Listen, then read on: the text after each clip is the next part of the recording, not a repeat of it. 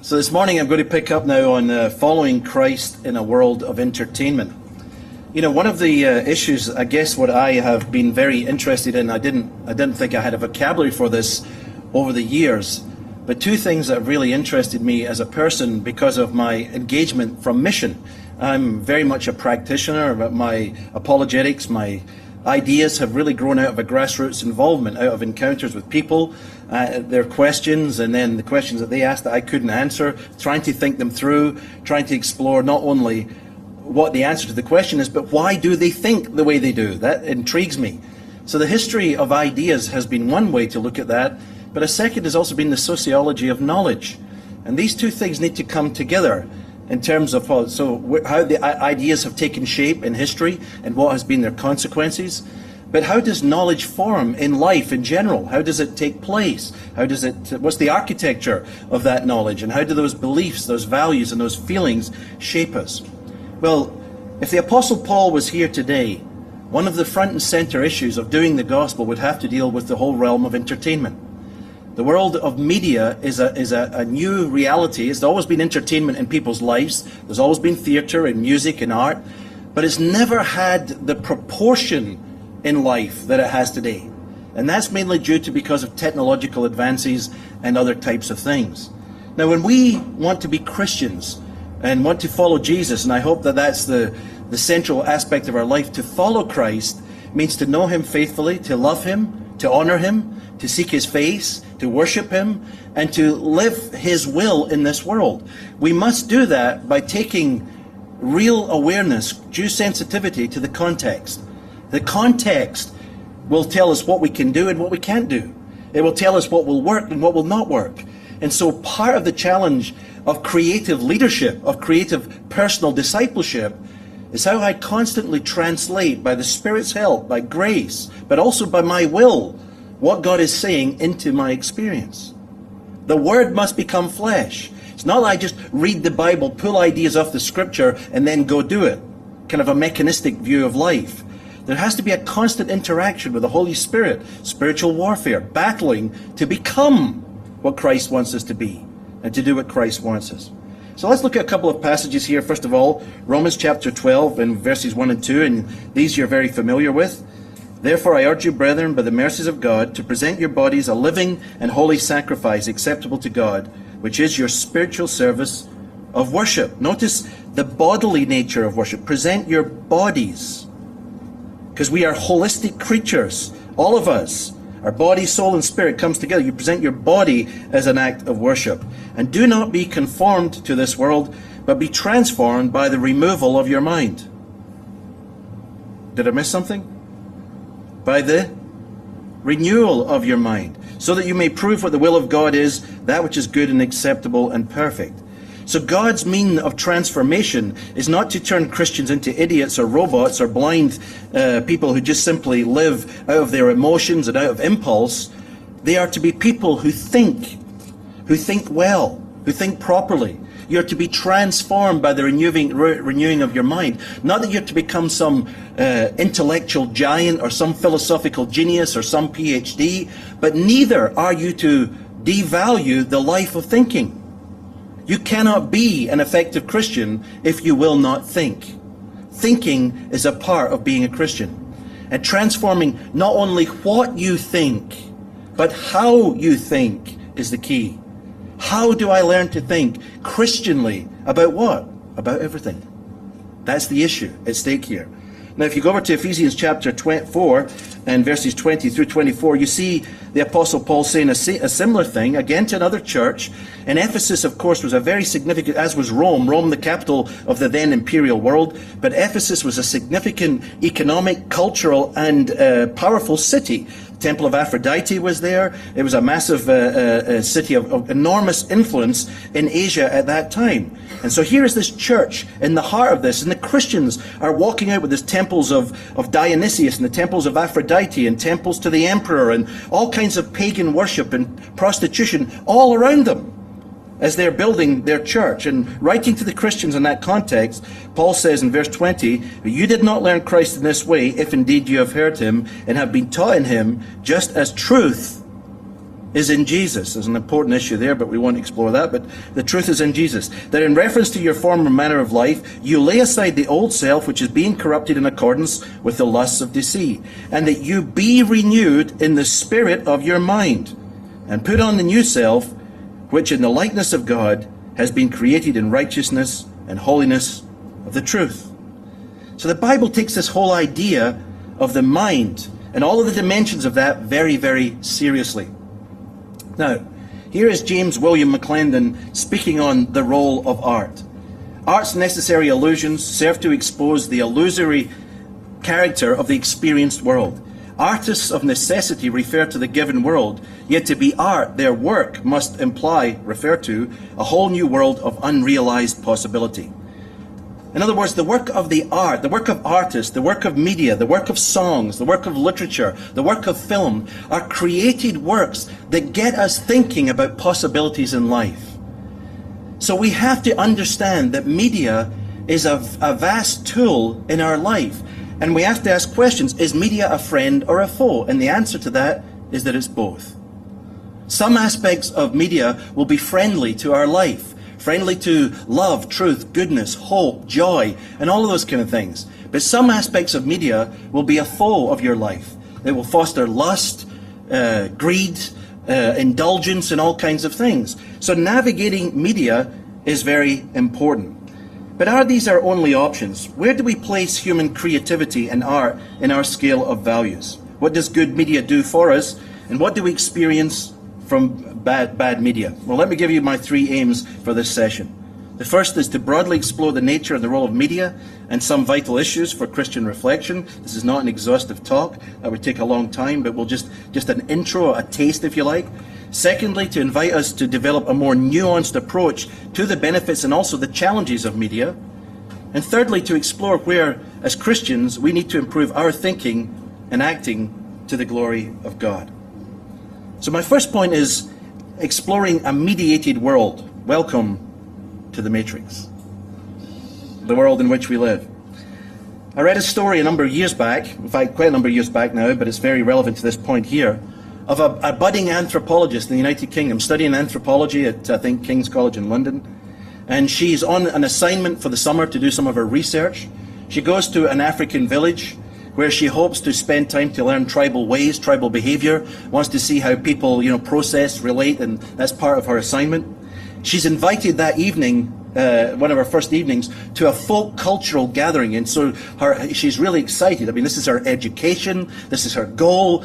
So she goes along to this evening of folk culture, and as they enter into this, what is essentially a mud hut with a group of people, they begin to sit down and watch the film Basic Instinct, which at that point had not been released in Britain. They had a pirated copy of the video as these tribal people sit around watching Sharon Stone and Michael Douglas in this film about raw passion, sexuality, and so forth in an African village. And she's having this out-of-body experience.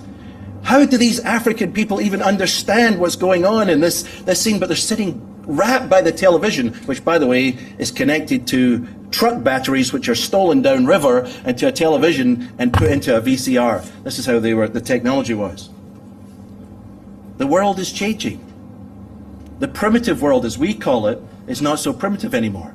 The world is being expected. And she was trying to imagine then subsequently what would happen to the values, the lifestyle, the culture of this community when they begin to absorb Basic Instinct type beliefs into the mainstream of an African tribal society. Well, you can just imagine, and they will. Recent television watching in the US, this was a couple of years back, revealed the average watching time per family in 2005 had risen to 8 hours and 11 minutes per day. The average watching per family, 8 hours and 11 minutes per day. That's 1/3 of the waking day spent, but that doesn't mean that they're watching constantly or watching with full attention. It means the televisions are on all the time. They're on in bedrooms, they're on in living rooms, and if you go to many homes, their television is ubiquitous in many homes. There always has to be noise and sound and television, media coming at us all the time. Doesn't mean we're giving it our attention, but it is there in the background. And thirdly, new technologies are being released to ensure the constant availability of movies, soap operas, favorite TV shows, and on portable and wireless systems, 24/7 unlimited exposure is now an issue. I know people who can't travel without their DVD portfolio with their computer. So they're watching movies on the plane. They get to their hotel room, they're watching movies. They click on the television and put on HBO, and they have to have they're wired to their iPod, or they're trying to get downloaded TV so that we can live in 24/7 sublime consciousness, married to the beast. Yes! No. The saturated self. Remember when Jesus was being born? And we tell this story with great affection. There's no room at the inn for the Son of God to be born. Well, I think sometimes in many of our lives, there's no room at the inn for him to be born in your life, for him to take shape in your consciousness, or for him to work in your emotions, because your consciousness and the kids you're working with is saturated. Here is Herbert Schiller speaking of communication and cultural domination. He says, communication defines social reality and thus influences the organization of work, the curriculum of the educational system, formal and informal relations, and the use of free time. Actually, the basic social arrangements of living. Now, another writer who wrote a book a number of years back called The Saturated Self, Kenneth Gergen, describes some of the impact that what information is doing to us. We talk about information overload, we talk about data smog, we're talking about saturation, and this is what Kenneth Gergen says. There is a populating of the self reflecting the infusion of potential identities, notice that phrase, through social saturation. And there is the onset of a multi-phrenic condition in which one begins to experience the vertigo of unlimited multiplicity. So in other words, instead of experiencing a condition of schizophrenia, which we used to be interested in the 20th century, we're talking about multiphrenia, where people have multiple identities. You know what this is like, by the way. You sit at a table with a group of kids, and anybody who watches movies, in fact, we were doing it in the car the other day. There's a whole language and mindset. People who are media savvy, you know, movies are self-referential. One movie refers to another, icons, and so you can put on your Darth Vader voice, you can put on Tommy Boy, you can put on, you know, something from Wall-E, or whatever. And you begin to mediate conversation through image and metaphor, and that's, not, in some sense, unavoidable. But often what happens in that is you've also got to realize that that's the primary source for many people of where they get the images they want to live their lives by. That's where they get their icons. So the Christian message is very thin. It bounces off. It's diluted by all of these other players who, the Game Boy, the 24/7, you know, so they're on some worldwide game, playing with kids all over the world. They plug in to play combat, Mortal Kombat, or something else, some kind of game, but their consciousness is filled with these things. What does this mean for us as believers in discipleship? Well, first of all, that time and space are occupied by an omnipresent preoccupation. Time and space is saturated. And that's important when it comes to discipleship. It's important when it comes to Christian life. If your time and space are occupied, there's no room at the inn for Christ, for prayer, for love, for service, for grace. Hearts and minds are subject to perpetual stimulus and boredom. So we're constantly struggle with needing to have more fix, more entertainment, some more fun. But the endless hyperstimulation actually goes the other way. There's an abundance of pleasure, and it leads to boredom. And boredom becomes extremely dangerous. G.K. Chesterton, many years ago, said that when the children get bored, that's when they begin to torture the cat. When a culture or society gets bored, that's when it starts turning to raw violence, extreme sports, and more forms of it becomes like Rome, where gladiatorial combat and all this blood and gore and sexual violence no longer stimulates. It has to be more and more extreme. And that's why the porn industry continues to grow, and why all types of this extreme violence and ugliness is swelling in the media world. Thirdly, contemplation and intention are undermined because of stimulation and overload. So we talk about things like reflecting on the character of God, or, you know, dwelling in His majesty, taking a bit of time to think of the sublimity of God, or just be still and know that I am God. But how can I be still? I've got my iPod on. I want to listen to some music. I'm on the computer. Be still. I don't even know what stillness is. It's a word that is never in my vocabulary. And we find ourselves then wondering why we have toxic spiritualities, inadequate Christianity, ineffective, effete, and weak types of Christian experience. Because we are worshipping at pagan altars, brothers and sisters.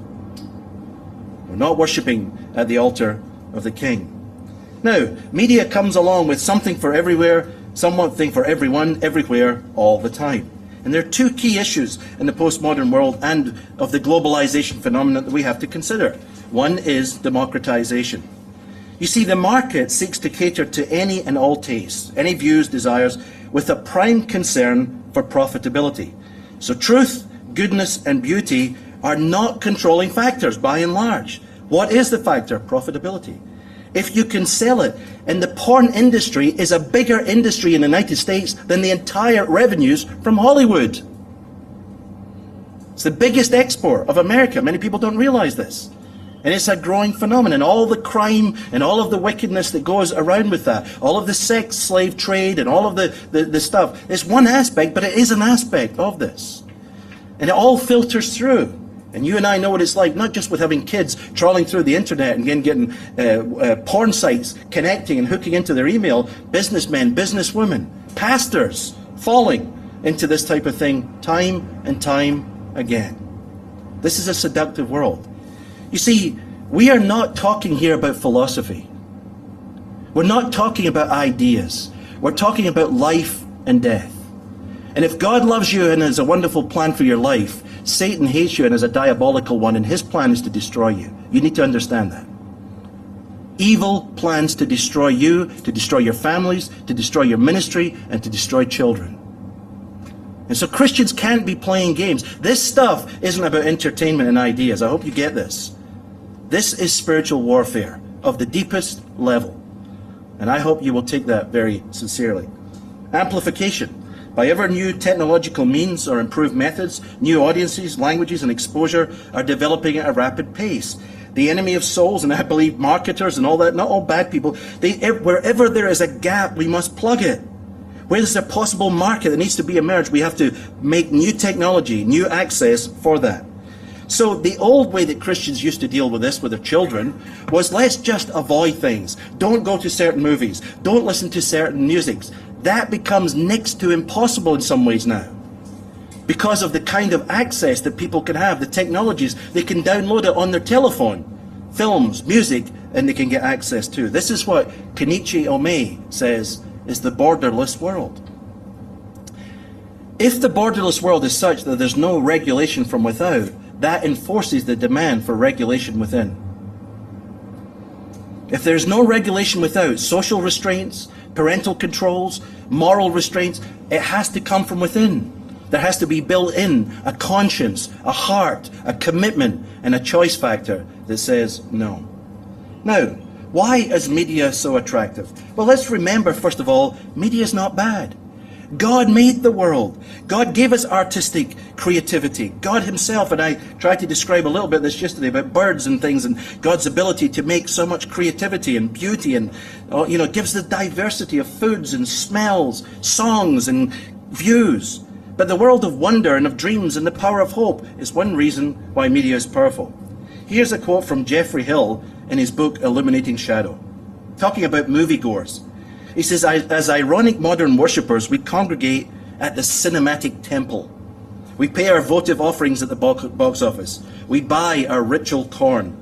We hush in reverent anticipation as the lights go down and the celluloid magic begins. Through the filmic narrative, we identify with the hero. We vilify the anti-hero. We vicariously exult in the victories of the drama, and we are spiritually inspired by the moral of the story, all the while believing we are modern techno-secular people, devoid of religion. Yet the depth and the intensity of our participation reveal a religious fervor that is not much different from that of religious zealots. Just watch when there's a good movie. Go to a theater. When there's a good film comes out, I'm talking about something like The Lord of the Rings or someone that, and notice how the audience engages. I mean, it's like a sense of worship. I mean, there's joy and fun and community, and everybody laughs and has fun. What is the power and pull of the media? Well, there's at least three things. First of all, is the experience of transcendence, wonder, and creativity. in the movies and through film and media, people experience transcendence. They experience wonder. They experience the creative world, and they like that and enjoy it, and that's not necessarily bad. But secondly, there's the power of stories. Human beings are made for stories. We are, in the words of Ken Myers, verbivorous creatures. Do you know what that means? We eat words. The Bible tells us in the beginning was the Word. The Word was with God. We are verbivorous creatures. Thank you. Put the wrong set of teeth in this morning. Verbivorous creatures. So we eat words. Stories define us. We find our meaning through stories. That means we need to know what the right story is and wrong stories. There are good stories and bad stories. Not all stories are equally valuable. Some stories will tell you lies. Some stories will seduce. And some stories will give eternal life. So we better find out the difference in stories. And then the opportunity to escape or be entertained. It's totally appropriate at times to escape, isn't it? Sometimes you're having a miserable, horrible day and, you come home and you just put on, a nice film that lifts your heart and makes you laugh, or something that makes you just think about history or purpose or courage or whatever. That's okay. There's a place, because we're made in the image of God. And that may well be a part of our renewing experience. Now, the media, though, world is a world of opportunity and a world of threat. In Psalm 24, verses 1 and 2, these are very powerful scriptures. I love this. It was also a key passage of Abraham Kuyper, who was the founder of the Free University in Amsterdam and the president one time of Holland. And here are these great words. The earth is the Lord's and all it contains, Psalm 24, 1 and 2. The world and those who dwell in it. For he has founded it upon the seas and established it upon the rivers. Christianity therefore has, or one may even say Christianity is, a comprehensive view of all things. It takes the world, both material and spiritual, to be an ordered system. Consequently, if Christianity is to be defended against the objections of other philosophies, the only adequate method will be comprehensive. While it's of great importance to defend particular points of interest, these specific defenses will be insufficient. In addition to these details, there is needed a picture of the whole into which they fit. Now, one of the reasons many people get lost in the world of media is because they have no understanding of the Christian theodrama. They have no understanding of the grand narrative. They have no understanding that they indwell a story and they are living out a story. And they have no understanding that the Christian message is a story, and that we are involved in that. And so this is an essential part of unpacking the power of media and stories.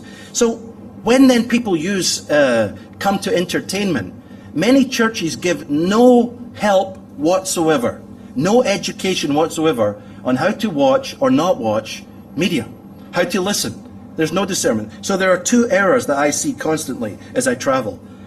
The first, and this is more common, at least it was more common in the United States, but now it's all over the world increasingly, it's certainly here in Singapore, I know in Malaysia and other places, is what I would call uncritical involvement.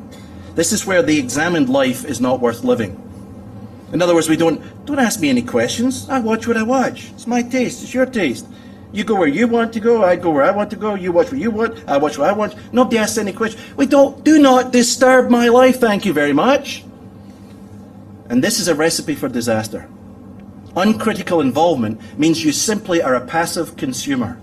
You have bought into the image of the postmodern world where all you are, I shop, therefore I am. You consume images, you consume ideas, you simply absorb them, trusting that you have the courage, the confidence, and the moral strength to resist the bad. And I could just imagine the enemy sitting back and smiling. Because there's nothing like our pride or our arrogance to bring us down. Always confident of our own ability and not taking measures to guard our heart. But the second type of, this is also common in some church circles, is what I would call blind rejection. And that's where all movies, all music, all art, so-called, is rejected, ignored, or avoided. But then it truncates human experience. So we ignore the contribution of the arts of creativity. We trash the whole artistic side of life as if everything in the artistic world is sinister, bad, or polluted. And that's equally an error. I hope you see that these are two sides of a spectrum. And as with many things in life, the truth often lies somewhere in the middle, not on either side of the extreme. The gospel, brothers and sisters, does not begin with the fall. The gospel does not begin with a fall into sin. It begins with creation. And when you go through the process of creation, time and time again you hear the words, and it was good.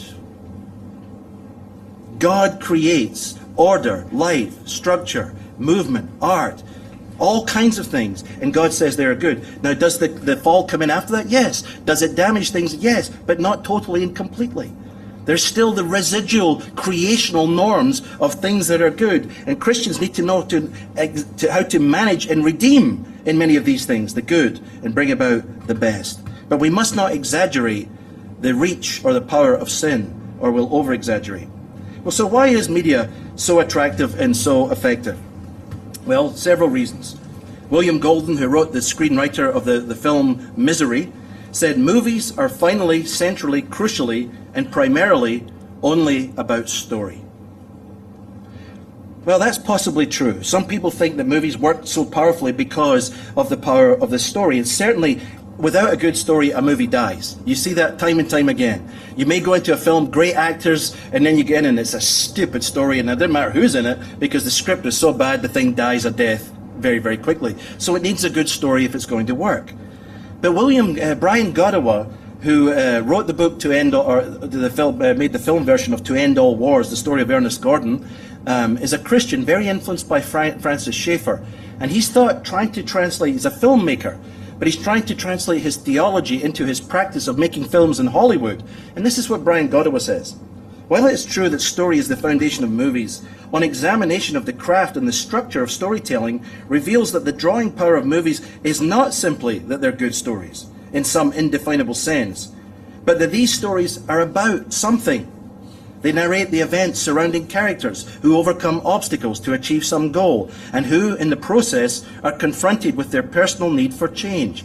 In short, movie storytelling is about redemption, the recovery of something lost, or the attainment of something needed. Now, I have taken this carefully, and I've watched many, many films, and I believe he's really onto something. The films that really get people's hearts, the films that really connect with us, are stories of redemption. A person where a marriage is recovered, or where a hero wins a victory, or something happens. We love stories of redemption. Isn't that interesting? Doesn't it tell you something about the universe? If there's an underlying, what they would say in Youth with a Mission, they had a teaching a number of years ago called The Search for Redemptive Threads. There's a redemptive thread lying through culture. Something there that is a barrier for the gospel. If we can find those redemptive threads, they are bridges for communication of the good news. They appeal to our human need for understanding and connection. Movies do that. They ignite the imagination with images of alternative lives or worlds. That's why science fiction is so powerful, because it gives us imagined worlds where other kinds of explorations are possible. But you need to be careful in a film that you don't buy the worldview of the movie. All that happens in your mind can't necessarily happen in reality.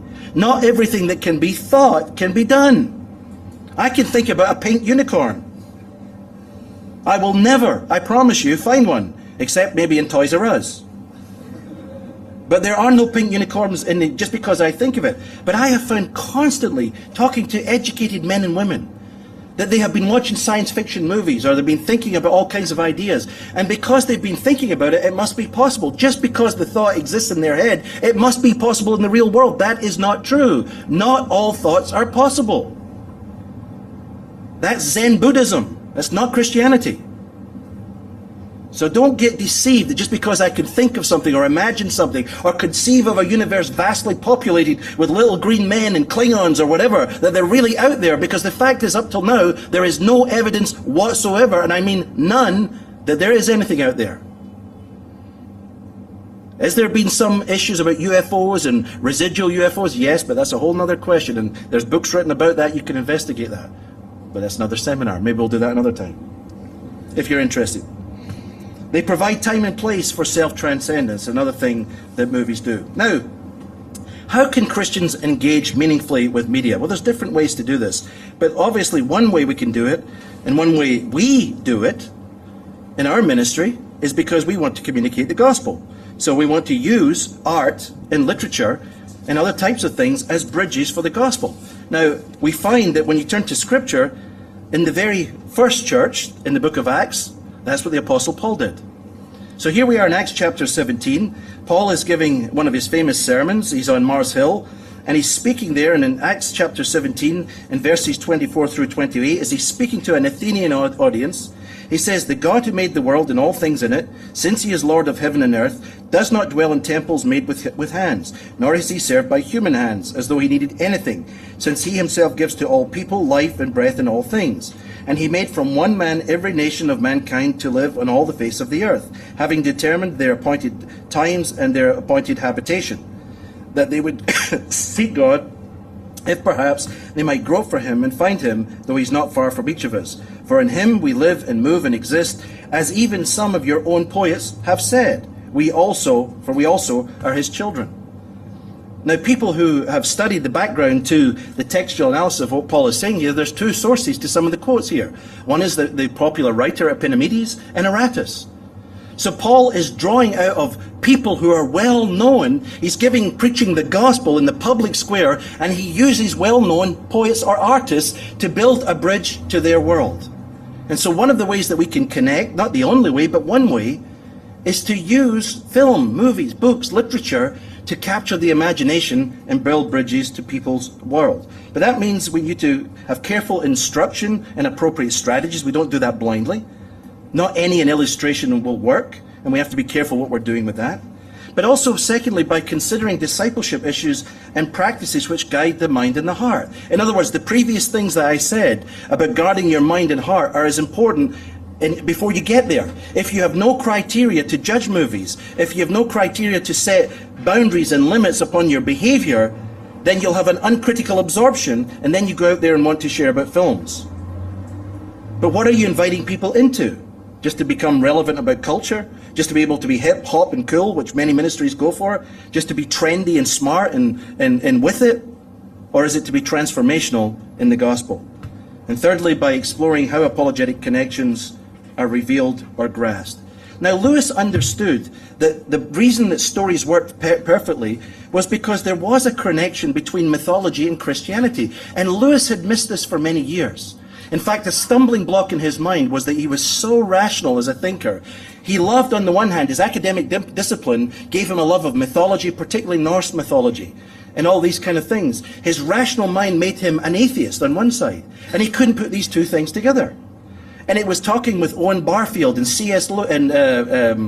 Tolkien and Charles Williams that he finally realized there was a bridge between mythology and truth. That mythology often is an indicator. It conveys a kind of truth, not truth in a propositional sense, but truth about the nature of reality and universe. Here is Lewis, many years now into his Christian faith, thinking back. He says this: "The heart of Christianity is a myth, which is also a fact." Myth here is not talking about make-believe. He means in the sense of myth as story about existence. By becoming fact, it does not cease to be myth. That's the miracle. I suspect that men have sometimes derived more spiritual sustenance from myths they did not believe than from the religion they professed. And I would say in today's church that's a fact. They take more spiritual sustenance from the movies they watch than from the church they attend. To be truly Christian, we must both assent to the historical fact and also receive the myth, fact though it has become, with the same imaginative embrace which we accord to all myths. The one is hardly more necessary than the other. We must not be ashamed of the mythical reliance resting on our theology. We must not be nervous about parallels and pagan Christs. They ought to be there, says C.S. Lewis. It would be a stumbling block if they weren't. We must not, in false spirituality, withhold our imaginative welcome. What's Lewis saying? He's saying that out there in this strange world of all these great stories, there's kind of hints and ideas. And people say, well, that's where Christianity gets its source from. And Lewis says, no. He said, those are hints that point to Christianity, but it's because Christianity is the real that those things exist in the first place. They're echoes, shadows, pictures, hints pointing towards the source of the real thing. And that's why Lewis made a very strong point that myth and history went together. That which had come mythologically through the streams of religions and philosophies and musics and grand narratives finally became flesh in real space-time history in Jerusalem at a particular time. And all those ideas that were only floating around in the minds and the dreams of men and women were concretized in the person and the work of Jesus Christ. And that's a marvelous picture of the power of the gospel. So my third section then is living in the world, not of the world, but for the world. That's the phrase of Richard John Neuhaus, who takes an old Christian thing, because when I first became a Christian, I was told that I was to be in the world, not of the world. That was fine, but that left out something. You know, to be in the world, not of the world is great. So we go about our business and we build barriers and walls and Christian ghettos, and we hide behind and live and have our Christian music and our Christian programs and our Christian camps and our Christian studies, and we live in little bubbles and we run out into the world and back in because we're in but not of. But Richard John Neuhaus says, no, we have to be in the world, not of the world. So there's a distinct identity, distinct presence, but for the world. So there's a missional dimension to that, a redemptive touch for Christ. 1 John chapter 2 and verses 15 through 17, an epistle that we need to read deeply in our time. This is a letter that I think our churches are filled with make-believers, half-believers, non-believers, and pseudo-believers. I really believe that with all my heart. Why? Because I talk to them. And they seem to have no grasp on the gospel, no commitment to Christ, no passion for truth, no desire to follow Christ. I remember once hearing Campbell McAlpine, an old Scottish preacher. A guy came to him at the end of the service and after he had preached, and this young guy came up to him and says, Pastor, I'm in real trouble. He says, I'm beginning to doubt whether I'm a Christian. And he reached out his hand, put it on his shoulder, he says, let me help you. You're not. Now I know in today's therapeutic culture, you would never do anything like that. But in Campbell McAlpine's world, if the man had no assurance of salvation, he didn't have the witness of the Holy Spirit, and if he was doubting spending all his time in doubt, then he wasn't a Christian. He needed help to get to the place of conviction, whether by prayer, by counseling, by following the Scripture, by faith, whatever it was. He wasn't one, and he helped him to become one. 1 John is a great book to sift out a lot of the make-believe, the silliness in our life. Because all the way through this book it says, by this we know, by this we know, by this we know. There's no ambiguity in this book. And maybe some of us need to take a big dose of the ambiguity out of our life and out of our preaching and out of our teaching and get real with what the gospel is and what the gospel demands. 1 John chapter 2, 15 through 17.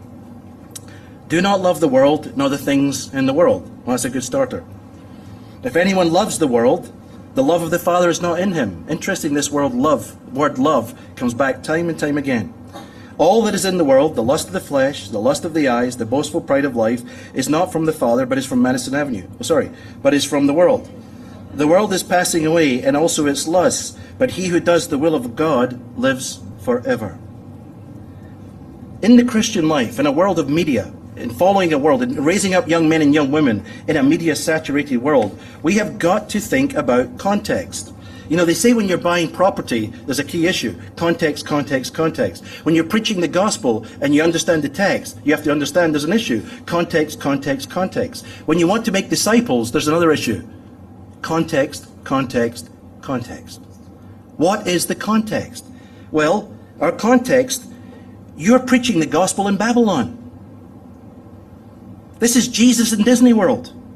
I mean, imagine trying to have a sermon on holiness in Disney World. Well, this is Disney World. What is Singapore? It's Disney World, isn't it? Not attacking the culture in any sense. But most of our big cities are Disney World. New York City is Disney World. London is Disney World.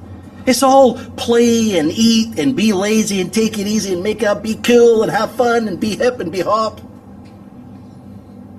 But be radical and be Christ-like. So how is that world going to get your heart? It doesn't need to persecute you if it can seduce you to death.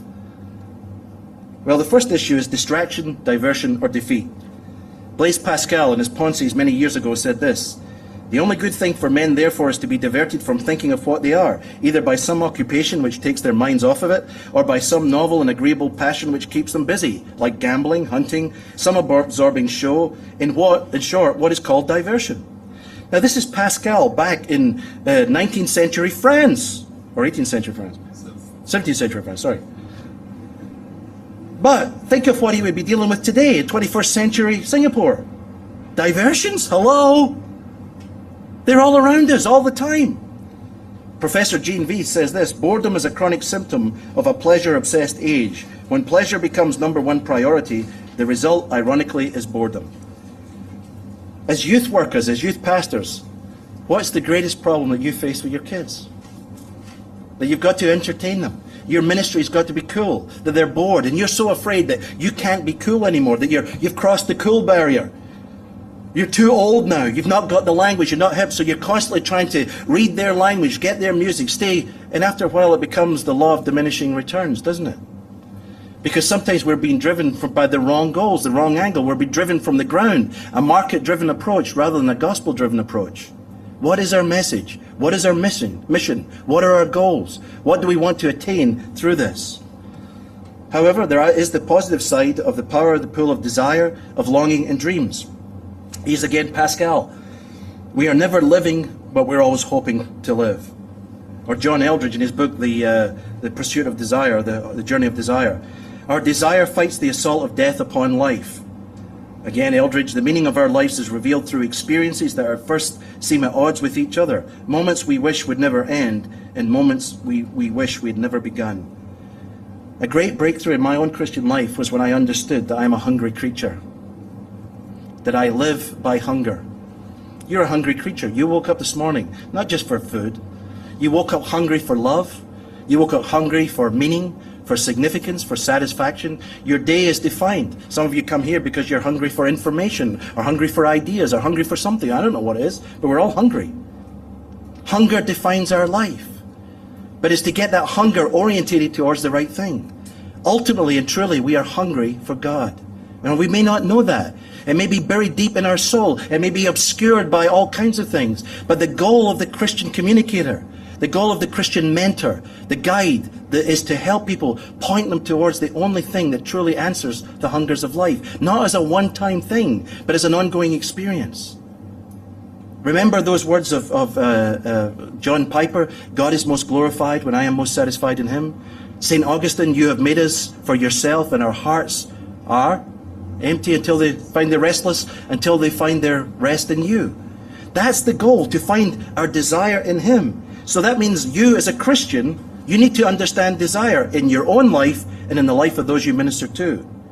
And secondly then, from the Christian worldview, I need to know, how do I craft answers, strategies, processes, discipleship, behavior that link desire to its original intent and its ultimate fulfillment? Now, don't come up here afterwards and tell me you're all too busy. I know you're busy.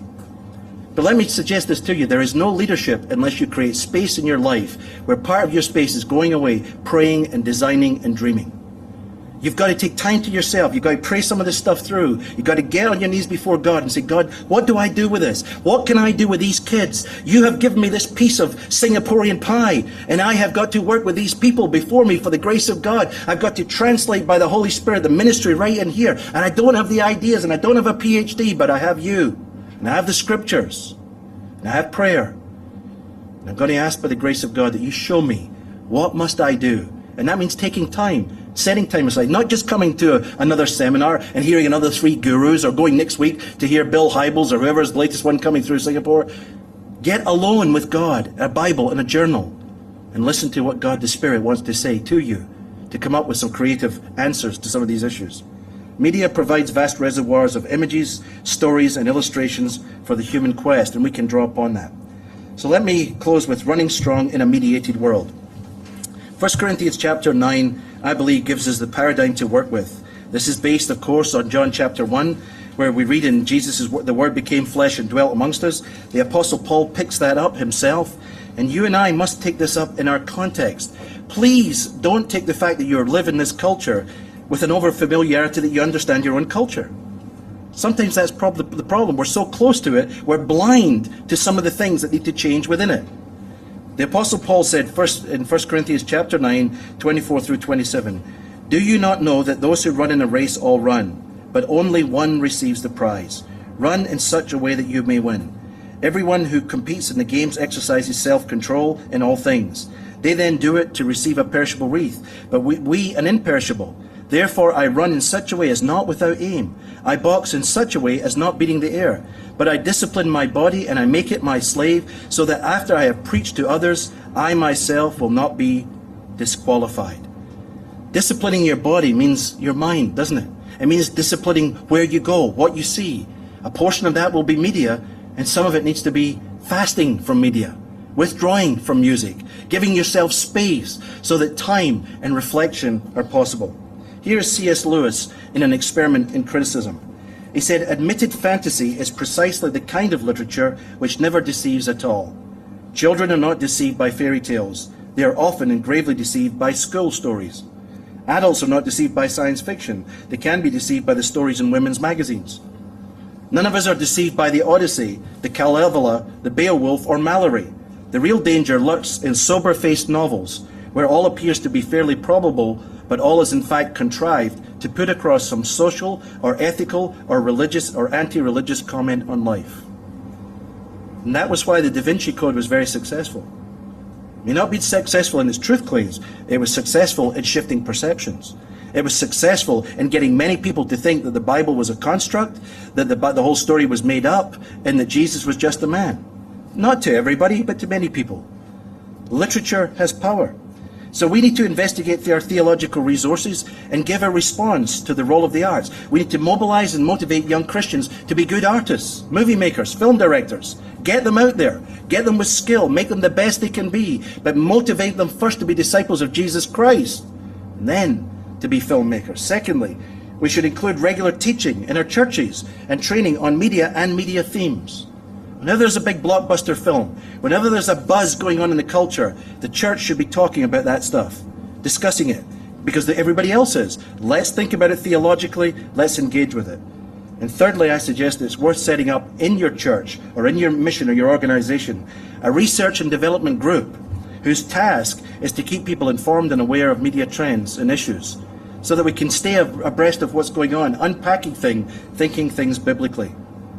Paul said to the Corinthians in 1 Corinthians chapter 10 and verse 31, whether you eat or whether you drink, whatever you do, do it all for the glory of God. And I think that's a great reminder, and it's a good goal for the Christian response to media and living in a media context if we're going to follow Christ. I hope that makes sense to you. God bless.